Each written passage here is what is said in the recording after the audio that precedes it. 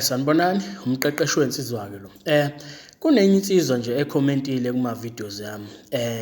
Iyabuza ukuthi ingabe kuyinto enhle ukuthi ithengele i-ex yayo i-gift. So kusho ukuthi uyalazi usuku lokuzalwa kwala i-ex yakhe. So uyabuza ukuthi ingabe kuyinto enhle ukuthi ayithengele i-gift. So wachaza ukuthi babangani basaxoxa nje. Bayafonelana, baya-WhatsApp-ana, but into abayibuzayo ukuthi ngabe kuyinto enhle ukuthi amthengele i-gift. So mfowethu, into engimele uyazi la ukuthi yabona ithekeni njoba khona ividiyo engeke ngayichaza ngithi amathekeni ayashesha ukubhoreka. So uthola ukuthi isikhathelo wena cause predictable mangabe ikudinga ihlezi kuthola. So asikho leso space sokuthi kukhumbule. So iyabhoreka wena. So kwaqhamuka mhlawumbe omunye umjida mangabe kwenzeke kanjalo kwaqhamuka omunye umjida. So kuzobalula ukuthi kushiye wena cause vele isibhorekile wena. So mangabe ishaya umjida-ke into ayenzayo ukuthi iyayikusebenzise as option 2, okusho ukuthi ifuna nibe abangani. So just in case if izinto zingahambi kahle nalomjida omusha izobusibuyela kuwena-ke as option 2. Yabo. So khona amajita kanjalo. Mangabe kuhlukwana asitake kwi-friend zone, ithekeni imfake i-friend zone avume nomjida.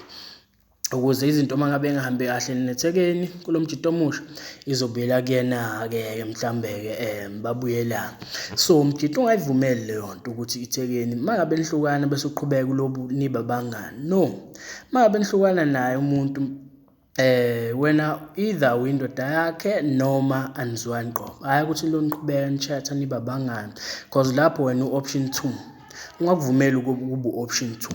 So mangabe-ke usuthengela i-ex yakho, iphutha lokuqala le bengilichaza lokuthi ube u-option 2. So mangabe usumthengela, okay, umuntu mangabe kwalile usuke echaza ukuthi akakufuni empilweni yakhe, into ehlangene nawe nje akasayidingi. So mangabe usubuya kumthengela i-gift uchaza ukuthini wena? So ngamanye amazwi wena uchaza ukuthi uyaxolisa, usamthanda, ungathanda ukuthi ubuyelane naye. That's why umthengela i-gift. I-gift kahle ichaza lokho. So mfethu yonke into ila ekhanda lakho manje ukuthi usebenzise ingqondo. And kwi-relationship umjida wena onamandla. Kumele akwazi ukusebenzisa ingqondo, uyena ocontroller umlilo ukuthi we-relationship uhamba kanjani. Kahle kahle uphethe upetrol. Yabona mangabe umjida uthandweni wena uphethe upetrol. Either lo uthela kancane kuvuthe, mabe sekuvutha kancane wena okwazi ukucontroller leyo flame leyo. So kusho ukuthi amandla akuwena. Into esele nje ukuthi understand amandla akho.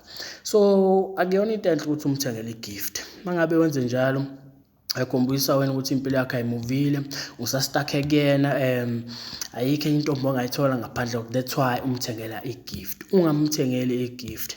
Umuntu mangabe esehlukane nawe kwalile, ungayixaki ukuthi lokubuyelana naye because akasakufuni. So mangabe lokhu umncenga ukuthi abuyele kuwena, yabo into encengiwe mfethu ayisebenzi, ayikaze yaba yinhle, ayijabulisi futhi.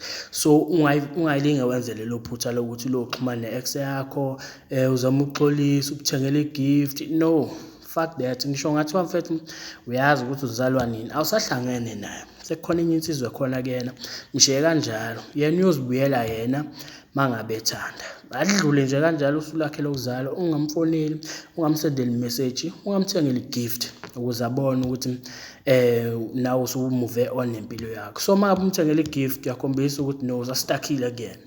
Usastake kuyena, uyamstalka mhlambe ko-Facebook, lobukana nezithombe zakho, uyamkhumbula, uyafisa ukuthi nibuyelane naye. I-gift leyo ofuna ukuyithenga izobe ichaza lokho kuyena. So ungayivumeli leyo nto, ungayivumeli mfethu. So ngifuna u-understand ukuthi othandweni wena mjida ophethe ipower, wena onamandla. So wena ucontrolayo ukuthi uhamba kanjani, umlilo uhamba kanjani, uphethe upetrol.